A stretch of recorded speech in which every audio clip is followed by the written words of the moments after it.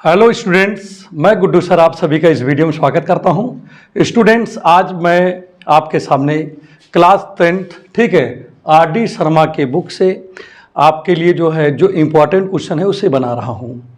और ये मतलब इस वीडियो में मैं वही क्वेश्चन बना रहा हूं जो क्वेश्चन बोर्ड परीक्षा में ठीक है पूछा जाता है।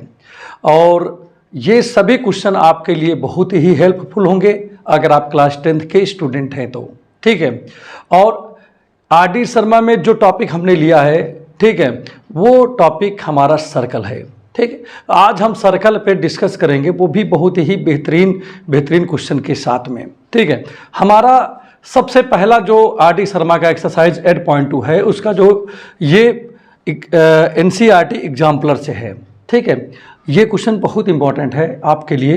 तो चलिए क्वेश्चन को पहले लगाते हैं, उसके बाद एक एक करके इस वीडियो में लगभग आपके जो ये वीडियो है इसमें टोटल 33 क्वेश्चन हम जो है बनाएंगे और ये आपका एक्सरसाइज होगा। इसके बाद में ठीक है जितने भी क्वेश्चन और भी जो आप कहेंगे कि इसको सर बता दीजिए तो उसको भी लगवाएंगे ताकि आपका सभी क्वेश्चन जो है लगभग कंप्लीट हो जाए। तो यहाँ पर देखिए, ध्यान दीजिएगा क्वेश्चन में लिखा क्या है। आउट, देखिए क्या लिखा है, out of the two concentric circle. आपको जैसा कि पता होता है कि भाई कंसेंट्रिक सर्कल क्या है। अगर कोई जैसे दो सर्किल हैं और दोनों सर्किलों का अगर सेंटर एक ही है तो आप जानते हो कि भाई वो कंसेंट्रिक सर्कल है। तो चलो पहले हम बना लेते हैं, दो सर्किल ले लेते हैं। ठीक है, सपोज दैट ये आपका पहला सर्कल है ठीक है और एक सर्कल आपका ये है, दूसरा सर्कल आप इसको मान लिए। भाषण में आ गया होगा आपको। अब इसके बाद देखिए दोनों का चूंकि सेंटर तो सेम है, आगे इसमें क्या करें, जो कहे आपको वही करना है। लिखा out of the two concentric circle, तो भाई जो कहा पहले मैंने उसको लिख दिया। क्या लिखा आगे, फिर देखिए ध्यान दीजिएगा, the radius of the outer circle is 5 centimetre. माने आउटर माने जो बड़ा वाला है, तो जैसे ये वाला है बड़ा हमारा यही है, इसको मान लेता हूं O है। तो ये जो इसका रेडियस है वो कितना कह रहा है, 5 सेंटीमीटर। चलो मैंने 5 सेंटीमीटर बना दिया यहां पर। ठीक है, आगे यहां पर और देखते हैं क्या लिखा है। एंड, अब भाई यहां तक तो आपने पढ़ लिया, अब इसके बाद आप पढ़िए इसमें, and card AC of length 8 centimetre. तो इसका जो बड़ा वाला है, इसका जो कार्ड है वो कितना है, 8 सेंटीमीटर का है। ठीक है, AC मान लेता हूं ये, क्योंकि लिखा हुआ है इसमें कि कार्ड AC मानिए। किस पर, किसका, बड़े वाले का।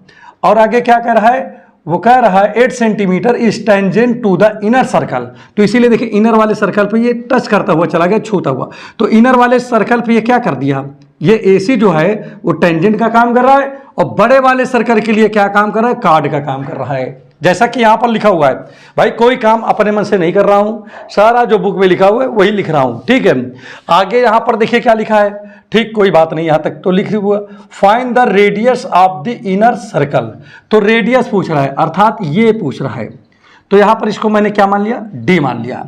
तो अब जाकर के ये कंप्लीट हो गया। अच्छा, एक चीज आपको अच्छे से पता होगा कि जैसे मान लीजिए कि जैसे छोटा वाला सर्कल है, ठीक है, चलिए ठीक, कोई बात नहीं है। तो इसका ये सेंटर है, अगर सेंटर से क्या करते हैं, इस पे हम इस पे जो है इसको जहां पर टच कर रहा होता है उसको मिला देते हैं। तो एक तो यहां पर 90 डिग्री में बना लेता है टेंजेंट लाइन के साथ में, और क्या करता है, बस छोटा वाला ये करेगा। अगर मैं बड़े वाले के हिसाब से, अभी भाई टेंजेंट के हिसाब से सोचूं तो ये 90 डिग्री बनाएगा इस पे। चलिए, बात तो आपके समझ में आ गया होगा। लेकिन अगर मैं बड़े वाले सर्कल के साथ बात करता हूं तो कार्ड पर ठीक है सेंटर से अगर 90 डिग्री पे, मतलब कहने का मतलब लंब डाल दिया जाए, परपेंडिकुलर लाइन डाल दिया जाए, तो कार्ड को 2 इक्वल पार्ट में क्या कर देता है, ये डिवाइड कर देता है। तो इस हिसाब से अगर AC की जो लेंथ है अगर वो 8 सेंटीमीटर है, तो अगर यहाँ पर अब क्या हो जाएगा, जैसे यहाँ से मतलब AC की लेंथ जो है वो 8 सेंटीमीटर है, तो AD की कितना हो जाएगी भाई, 4 सेंटीमीटर हो जाएगी, और ये भी इधर भी 4 हो जाएगा।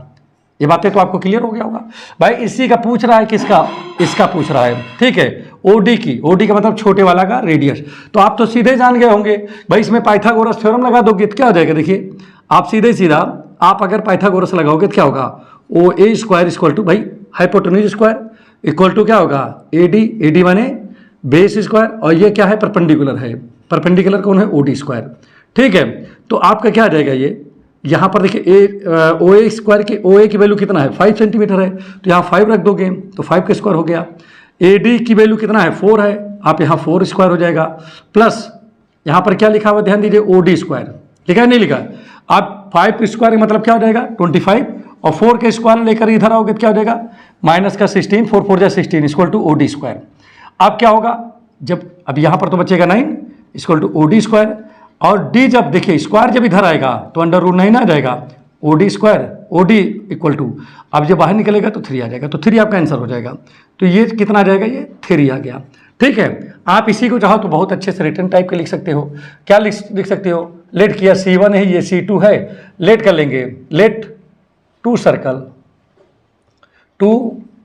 Circle are C1 and C2 having same centre, ठीक है, सेंटर O। ठीक, चलिए इतना हो गया। आप क्या करेंगे, लिखेंगे ज्वाइन OD एंड OA ओ, ठीक है। अब जब इसको OD को सब किया तो क्या हो गया, एंड OD जो है परपेंडिकुलर है किस पे, AC पे है, तो जब परपेंडिकुलर है तो आपका AD जो होगा वो किसके बराबर हो जाएगा बताओ जल्दी से, DC के बराबर हो गया। ठीक, अब चलिए यहाँ पर हेयर, यहाँ पर आप एक चीज़ और भी देख लीजिए, OA की वैल्यू जो है वो 5 दिया है, AD की वैल्यू क्या हो जाएगा इसीलिए, ठीक है, AD आपका 4 है। ठीक, बाई पाइथागोरस थ्योरम, तो क्या हो जाएगा, आप ये लगा दोगे और खटाक से आप जो है इसके बाद यहाँ पहुँचोगे, आपका आंसर आ गया। तो उम्मीद कर रहा हूँ ये क्वेश्चन आपको अच्छे समझ में आ गया होगा, बिल्कुल इसमें दिमाग नहीं लगाना होगा। ठीक है, तो देखिए यहाँ पर सोल्यूशन भी लिख दीजिएगा, आपको और आसानी से हो जाएगा। तो देखिए सवाल को ज़्यादा अगर इधर उधर करोगे तो आपको क्या होगा, समस्याएं होगी, और लेकिन अगर आप आसानी से कोई चीज़ समझोगे तो आपको कोई समस्या नहीं होगी। ठीक है, तो देखिए इसमें हर चीज़ आपको बताने की कोशिश किया गया है, तो उम्मीद कर रहा हूँ ये क्वेश्चन आपको अच्छे समझ में आ गया होगा। तो चलिए अब आपको नेक्स्ट क्वेश्चन बताते हैं। आइए अब क्वेश्चन नंबर 7 पे पहुँचते हैं। ठीक है, और ये 7 नंबर का क्वेश्चन आपके सामने है, ठीक है, RD का ही है। अब देखिए इस क्वेश्चन को आप कैसे लगाओगे, लिखा क्या है, लिखा हुआ है अ card PQ of a circle is parallel to the tangent drawn at a point R of the circle। तो चलिए पहले फिगर को बना लेते हैं। देखिए जो कह रहा है उसी हिसाब से फिगर आपको बनाना है। ठीक है, कह रहा है कि पहले तो एक सर्किल बना लो, तो सर्किल बन गया। अब इसमें क्या कह रहा है, कह रहा है आ कॉर्ड PQ, तो PQ एक कॉर्ड है, चलिए PQ कॉर्ड बना दिया, तो ये सेंटर होगा, आपको तो पता ही होगा। ठीक है, चलिए O हो गया सेंटर। आगे क्या कह रहा है, कार्ड PQ जो है वो क्या कह रहा है, कार्ड जो PQ है ऑफ द सर्कल की इस पैरेलल, क्या है, पैरेलल है टू द टेंजेंट के पैरेलल। तो चाहे भाई टेंजेंट चाहे इधर हो और चाहे टेंजेंट इधर हो, जैसे टेंजेंट मान लीजिए इधर अगर हम बना लिए, ठीक है, और टेंजेंट क्या कह रहा है कि tangent drawn at point R, तो R पे टेंजेंट बना है, जैसे ये R है। ठीक है, इस टेंजेंट का नाम मान लेता हूँ A है और B है। ठीक है, ये टेंजेंट, तो R ये टेंजेंट पॉइंट है, कह रहा है ये दोनों आपस में पैरेलल है। ये कौन कह रहा है, क्वेश्चन कह रहा है, भाई अपने मन से कोई काम नहीं कर रहा हूँ, जो इस कह रहा है वही कर रहा हूँ। फिर ठीक है, आगे क्या कह रहा है, प्रूव दैट, आप प्रूव कीजिए कि R जो है बाइसेक्ट करता है, किसको बाइसेक्ट कर रहा भाई, द आर्क PRQ, मतलब ये जो लाइन है, ये जो आर्क देख रहे हो PRQ, इसको ये बाइसेक्ट करता है, मतलब P जो है PQ, ये जो आप देख रहे हो छोटा वाला, ये जो देख रहे हो आर्क, ये इसके बीचों बीच में आ रहा है, ये आपको प्रूव करना है। तो बड़ा आसान सवाल है भाई, आप क्या करोगे, आप इसको जो है R से मिला दोगे, मिल गया नहीं मिल गया।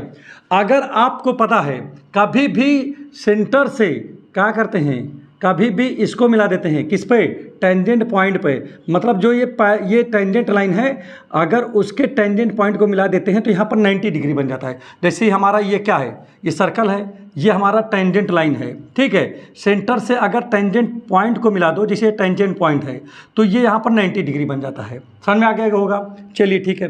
दूसरी चीज़ उसी प्रकार से यहाँ पर भी हुआ। और एक चीज़ और भी आपने पढ़ा है कि कोई भी सर्कल हो, ठीक है, अगर ये क्या है, इसका सेंटर है मान लेता हूँ, ठीक है, और ये कार्ड है, इसका कार्ड माने जिसे जीवा बोलते हैं आप, तो अगर आप इससे इस पर क्या कर दो, ठीक है, इस पे भाई इसके मिड पॉइंट को मिला दो।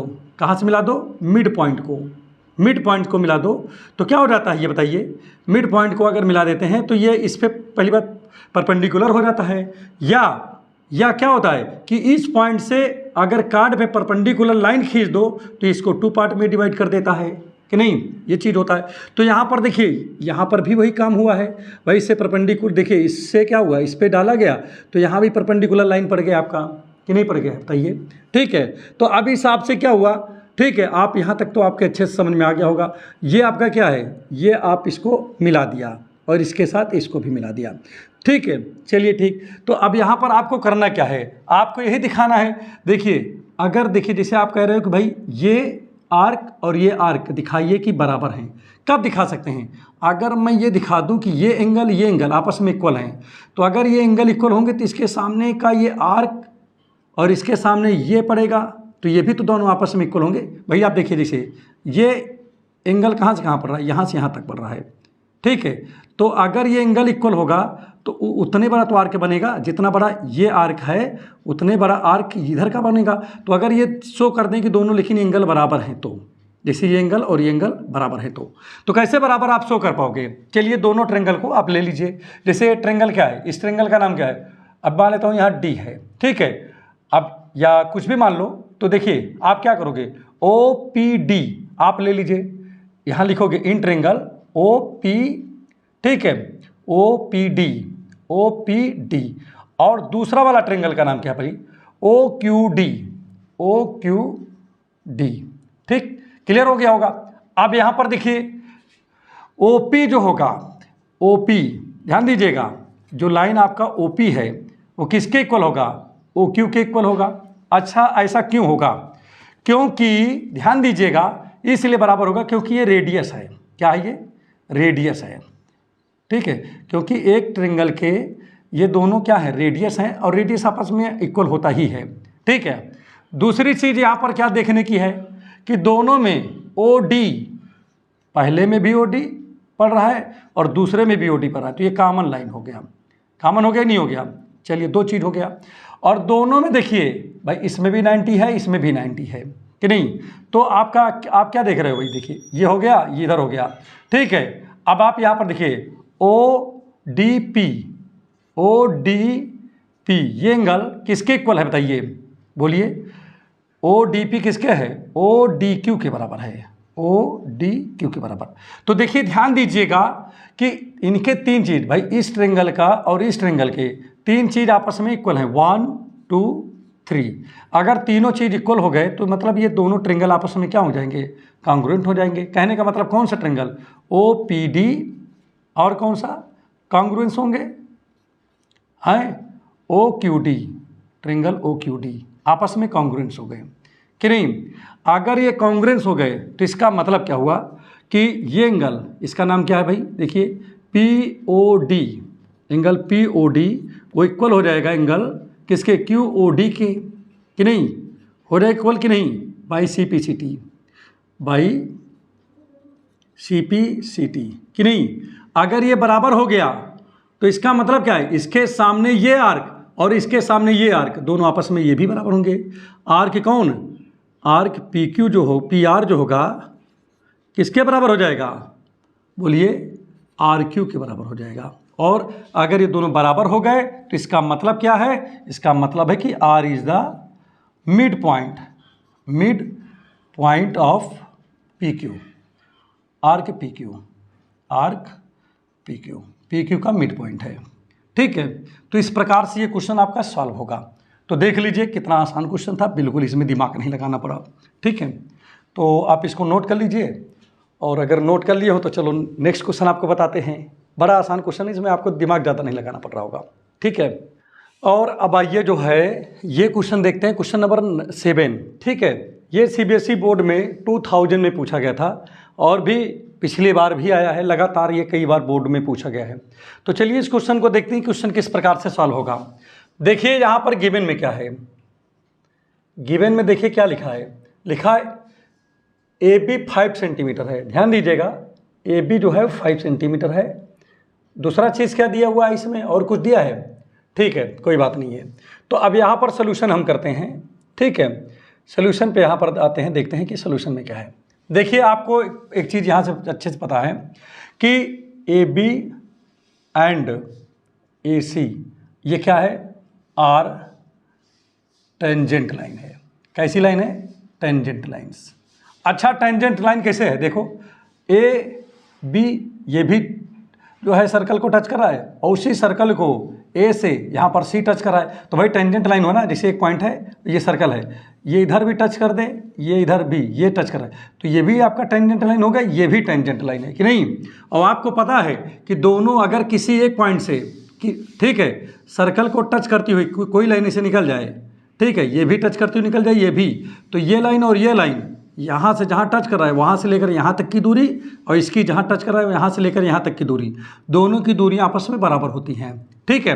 कहने का मतलब ये टेंजेंट लाइन है, ठीक है, इसलिए ए बी जो होगा वो किसके बराबर होगा, ए सी के, ठीक है। बात समझ में आ गया होगा। चलिए ठीक, कोई बात नहीं है।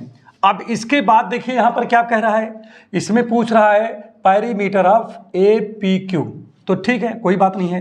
अब आप देखिए, ध्यान दीजिएगा, लिखेंगे नाउ, ठीक है, perimeter of P Q, P Q को पेरीमीटर, तो भाई पी क्यू को किसका, आप ट्रिंगल, पी क्यू नहीं, आप ट्रिंगल ए पी क्यू, इसका पेरीमीटर पूछ रहा है कि नहीं। तो चलिए ठीक है, तो क्या होगा इसका पेरीमीटर का, भाई तीनों साइडों को ऐड कर लेना, यही तो पेरीमीटर है। तो मतलब A P plus P Q plus Q A, इन तीनों को ऐड कर लेंगे तो हमारा पेरीमीटर निकल आएगा।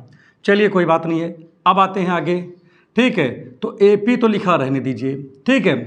अब यहाँ पर ध्यान दीजिएगा, पी, देखिए हमारी बात समझिएगा, ए पी है और पी क्यू लिखा है, और पी क्यू को हम क्या लिख सकते हैं, देखिए P x plus x Q, ये भी तो लिख सकते हैं। तो पी क्यू को हम लिख सकते हैं P x plus x Q, ठीक है। भाई चाहो पी क्यू लिखो और चाहे दो खंडों में इसको बोल दो, भाई P x plus x Q, ठीक, और प्लस यहाँ पर क्यू ए तो है ही है। क्लियर हो गया होगा।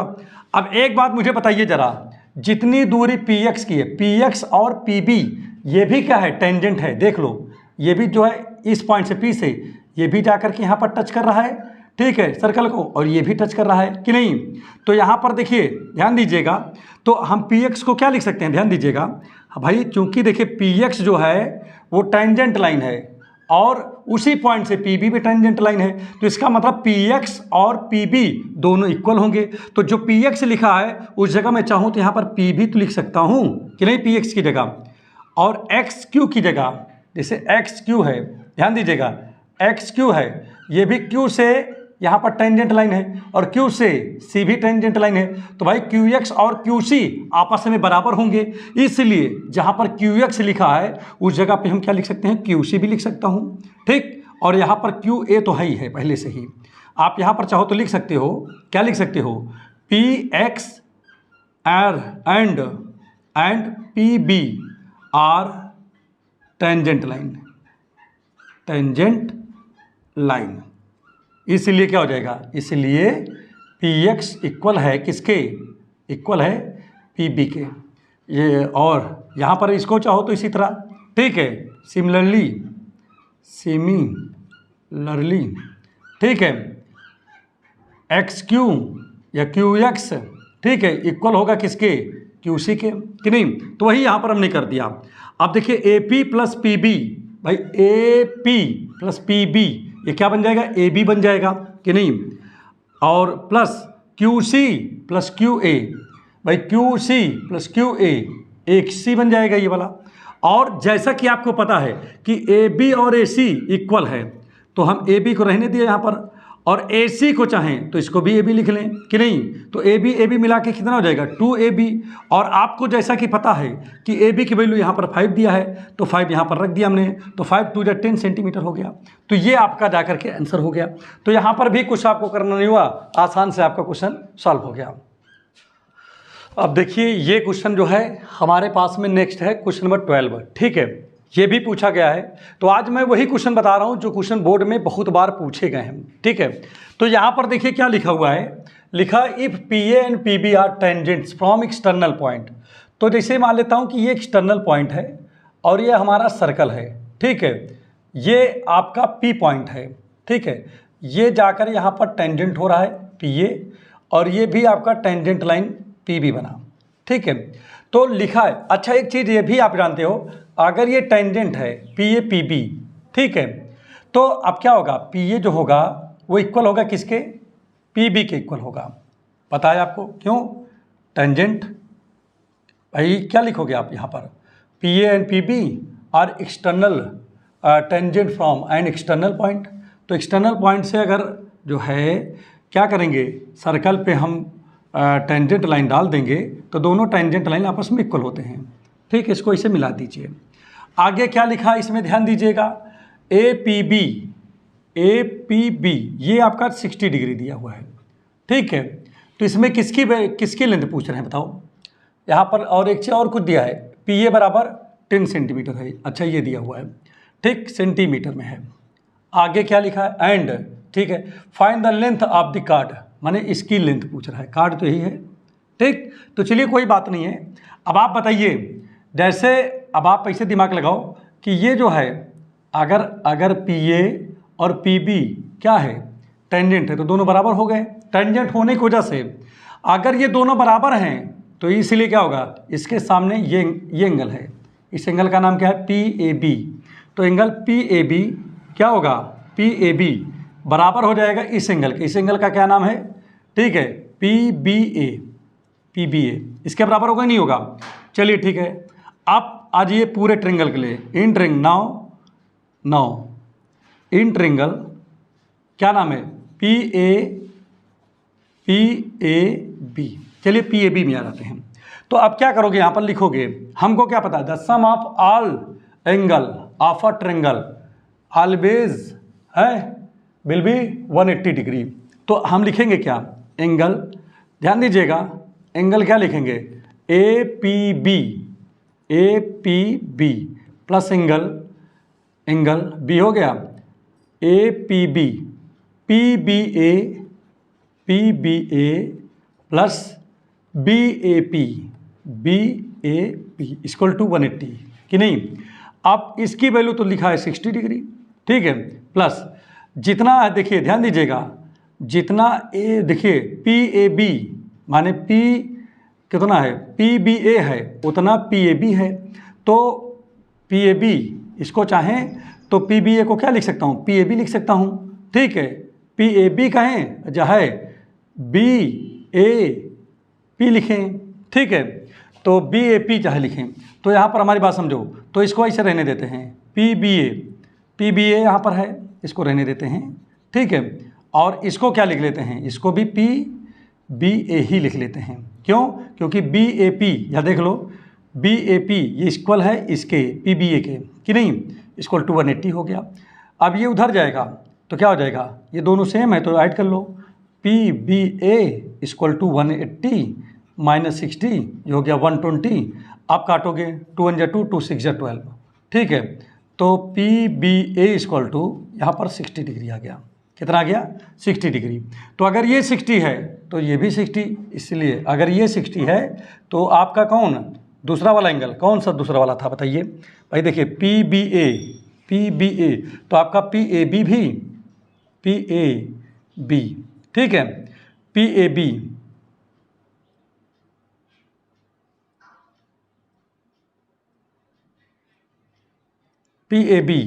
ठीक है, ये भी आपका 60 डिग्री हो जाएगा कि नहीं।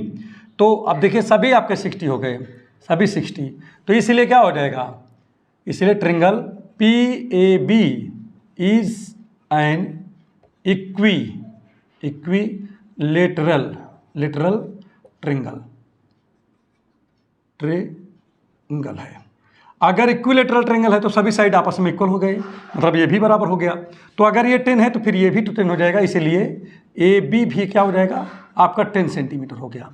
तो आपका आंसर क्या आ जाएगा 10 सेंटीमीटर आ जाएगा। ठीक है, अब आप इसमें भी कुछ नहीं किए, बहुत आसान तरीके से ये भी